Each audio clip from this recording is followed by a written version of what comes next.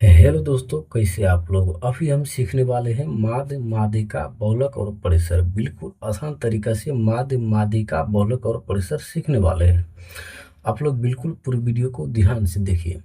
माध्य को इंग्लिश में मीन बोलते हैं। माध्य निकालने के लिए ये जो सभी संख्या दिया हुआ है, ये सभी संख्या को जोड़ना होता है। उसके बाद ये सभी संख्या को गिनती करके उसमें भाग देना होता है। बस इतना ही करना है माध्य निकालने के लिए।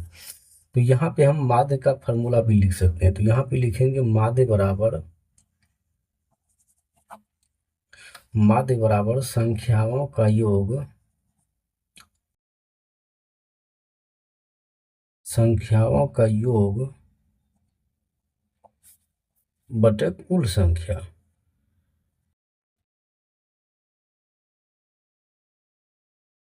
कुल संख्या, संख्याओं का योग मतलब ये सभी संख्याओं का जोड़। कुल संख्या का मतलब ये सभी संख्या को गिनती करना है कितनी बार आया है।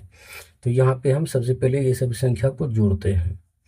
1+2+4+5+8 कुल संख्या। ये सब संख्या को गिनती करते हैं। 1 2 3 4 5। यहाँ पे लिखेंगे 5। अब यहाँ पे देखिए 8 5 13, 13 4 17, 17 2 19, 19 1 20, 20/5। अब ये 20 को 5 से कटा देंगे, 5 चौक 20, 4 बार में कट जाएगा। तो यही हमारा माध्य हो जाएगा। माध्य निकालने के लिए एक बार और आप लोगों को समझा देते हैं। माध्य को इंग्लिश में मीन बोलते हैं। माध्य निकालने के लिए ये जो सभी संख्या दिया हुआ है, ये सभी संख्या को जोड़ना होता है। उसके बाद ये सभी संख्या को गिनती करके कितनी बार आया है उससे भाग देना होता है। उसके बाद नीचे ऊपर कटा करके जो भी संख्या आएगा वही हमारा माध्य हो जाएगा। बस इतना ही करना है माध्य निकालने के लिए। अब हम माध्यिका निकालना सीखेंगे। माध्यिका को इंग्लिश में मीडियम बोलते हैं। माध्यिका निकालने के लिए ये जो सभी संख्या दिया हुआ है, ये सभी संख्या को या तो आरोही क्रम में लिख लेंगे या तो अवरोही क्रम में लिख लेंगे। आरोही क्रम का मतलब बढ़ते क्रम में, अवरोही क्रम का मतलब घटते क्रम में। या तो आप आरोही क्रम में लिख लीजिए या तो आप अवरोही क्रम में लिख लीजिए। मतलब या तो आप बढ़ते क्रम में लिख लीजिए या तो आप घटते क्रम में लिख लीजिए। तो यहाँ पे हम ये सभी संख्या को बढ़ते क्रम में लिखते हैं। 1 2 4 5 8। उसके बाद दोनों तरफ आगे और पीछे बराबर बराबर संख्या हटा देंगे। मतलब इधर भी 2 संख्या हटा देंगे, इधर भी 2 संख्या हटा देंगे। उसके बाद जो संख्या बिल्कुल बीच में आएगा वही हमारा माध्यिका हो जाएगा। यहाँ पे देखिए बिल्कुल बीच में 4 आया है तो यही हमारा माध्यिका हो जाएगा। यहाँ पे देखिए 5 संख्या आ रहा है तो बिल्कुल बीच में एक संख्या बचा। वहीं पे अगर यहाँ पे 6 संख्या होगा तब हम कैसे माध्यिका निकालेंगे वो भी हम यहाँ पे समझ लेते हैं। यहाँ पे देखिए 6 संख्या हो गया। तो अब ये सभी संख्या को सबसे पहले हम या तो आरोही क्रम में लिख लेंगे या तो अवरोही क्रम में लिख लेंगे। मतलब या तो बढ़ते क्रम में लिख लेंगे या तो घटते क्रम में लिख लेंगे। तो यहाँ पे हम ये सभी संख्या को बढ़ते क्रम में लिखते हैं। यहाँ पे लिखेंगे 1 2 1 2 4 5 6 8। अब यहाँ पे देखिए टोटल 6 संख्या है। 1 2 3 4 5 6। बस उसी तरह करना है। दोनों तरफ आगे और पीछे बराबर बराबर संख्या हटा हटा देंगे।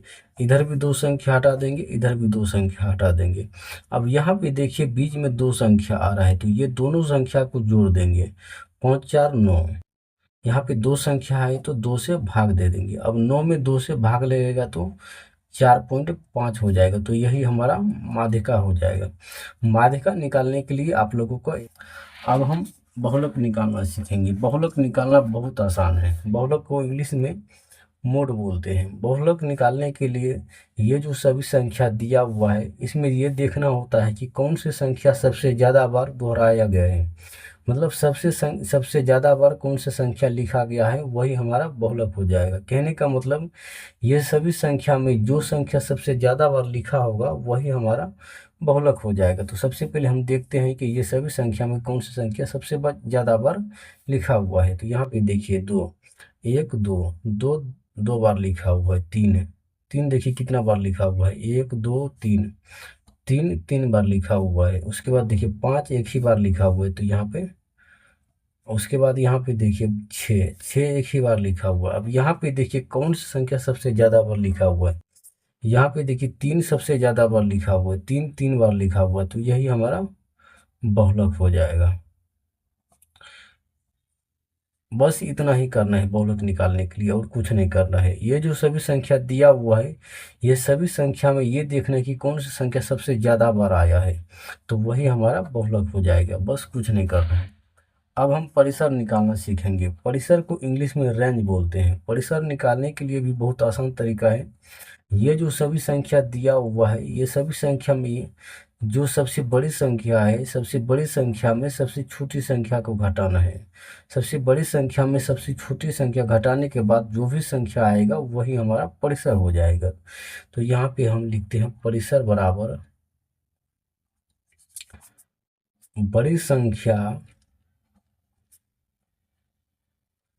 संख्या माइनस छोटी संख्या।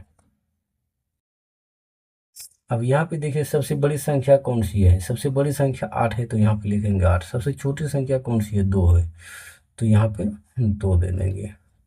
अब 8 में 2 घट जाएगा तो 6 हो जाएगा, तो यही हमारा परिसर हो जाएगा, तो यही हमारा आंसर हो जाएगा।